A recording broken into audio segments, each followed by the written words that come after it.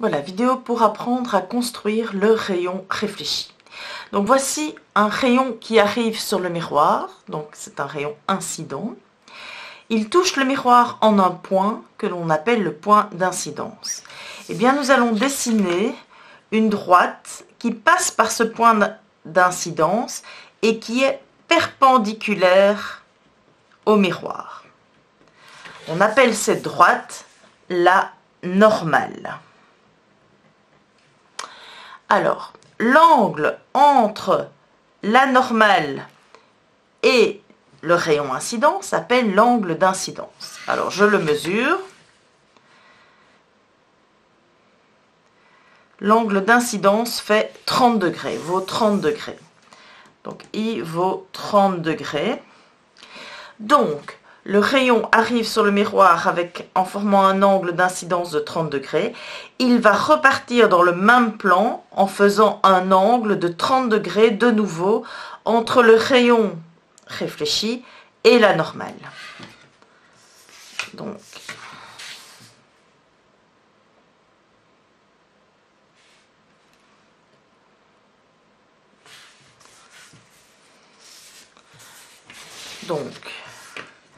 je repère avec le rapporteur 30 degrés et voici l'angle réfléchi. L'angle de réflexion vaut 30 degrés. Donc voici le rayon réfléchi. Une autre technique aussi, c'est de tracer une parallèle au miroir. Ici, je vois que le rayon incident passe à 2 cm de la normale. Je trace un point à 2 cm de la normale et le rayon réfléchi doit passer par ce point et par le point d'incidence. Donc voilà une deuxième technique. De toute façon, il faut être très précis. Ceci vous explique donc comment on construit le rayon réfléchi à partir d'un miroir plan. Que se passe-t-il si nous avons un miroir convexe et un miroir concave? C'est exactement la même chose. La seule difficulté, c'est comment on dessine la normale dans ce type de miroir. Alors, le miroir convexe ici, si vous voyez, c'est une partie d'un cercle. Donc j'ai pris mon compas, j'ai déposé la pointe du compas ici, c'est le centre du cercle, et j'ai tracé donc un arc de cercle qui forme mon miroir convexe. Eh bien, ceci, c'est le rayon incident qui touche le miroir au point d'incidence que voici.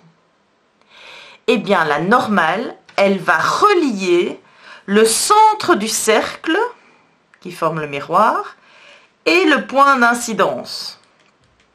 Donc, la normale, la voici. La normale, elle relie donc le centre du cercle et le point d'incidence. Alors, je vais mesurer l'angle ici d'incidence. Il faut qu'il soit identique. Donc, je place mon équerre pour qu'elle soit perpendiculaire à la normale. Je vois qu'ici, le rayon incident passe à 1 cm, donc il repassera de l'autre côté à 1 cm aussi. Donc voici le rayon réfléchi et l'angle de réflexion, qui est identique à l'angle d'incidence. Je fais pareil avec le miroir concave. Là aussi, la difficulté, c'est comment trouver la normale. Eh bien, la normale est la droite qui relie le point d'incidence et le centre du cercle qui a permis de former ce triangle, ce miroir concave. Donc voici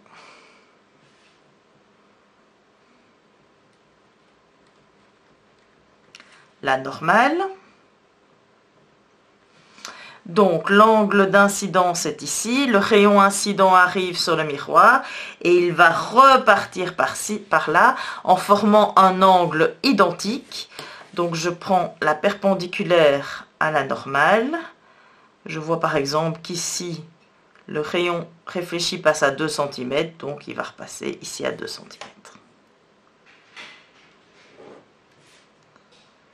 Voici le rayon réfléchi et l'angle de réflexion.